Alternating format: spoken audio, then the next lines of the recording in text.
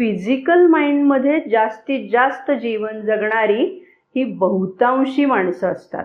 म्हणजे आपण पाहिलं की काही लोक प्राणप्रधान असतात, काही लोक मनोप्रधान असतात. तशी सगळ्यात जास्त प्रमाण जर कुठलं असेल तर अगदी आपण अर्थात हे अंदाजे म्हणतोय, परंतु 90% पेक्षा जास्त लोक जी असतात ती शारीर मनामध्ये जगणारी असतात असं आपल्याला दिसतं.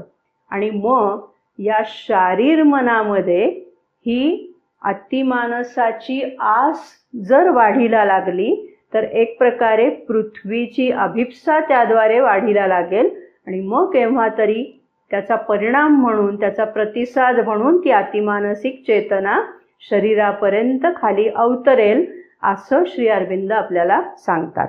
त्याचं आणखीन एक वैशिष्ट्य असं आहे की हे जे मन आहे ते जडभौतिकाशी संबद्ध झालेलं असतं. ते एक प्रकारे त्याच्याशी जखडलेलं असतं आणि उच्च प्रकारच्या कल्पना, उच्च प्रकारचे विचार असं काहीही त्याला झेपत नाही. त्यामुळे त्याचं जे दृश्य रूप आहे तेवढंच ते खरं आहे असं मानून चालतं आणि त्याच्या पलीकडे जाण्याची क्षमता त्याच्याकडे नसते.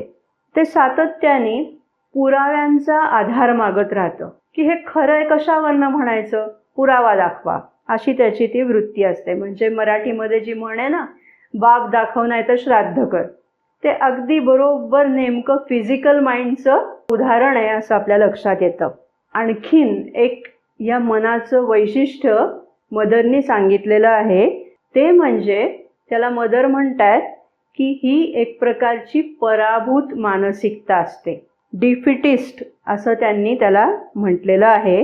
म्हणजे त्याचा अर्थ काय, एक वेगळ्या शब्दात सांगायचं झालं तर मदर असं म्हणतात, हे जे शारीर मन आहे त्याचा स्वभावच एक प्रकारे असा आहे की ते चटकन वाईट गोष्टींचा विचार करतं. म्हणजे हेही आपल्या अनुभवाचं उदाहरण आहे बघा, की समजा एखादी व्यक्ती काही कामानिमित्त बाहेर गेली आहे आणि तिला अपेक्षेपेक्षा थोडा जास्त वेळ लागला, तर घरात जी व्यक्ती आहे तिच्या मनात चटकन काय विचार येतात की अरे त्या व्यक्तीला काही झालं तर नसेल, ॲक्सिडेंट तर झाला नसेल, काही दुखापत तर झाली नसेल, हे विचार मन करायला लागतं. असे विचार करणारं जे मन आहे ते परत शारीर मन आहे.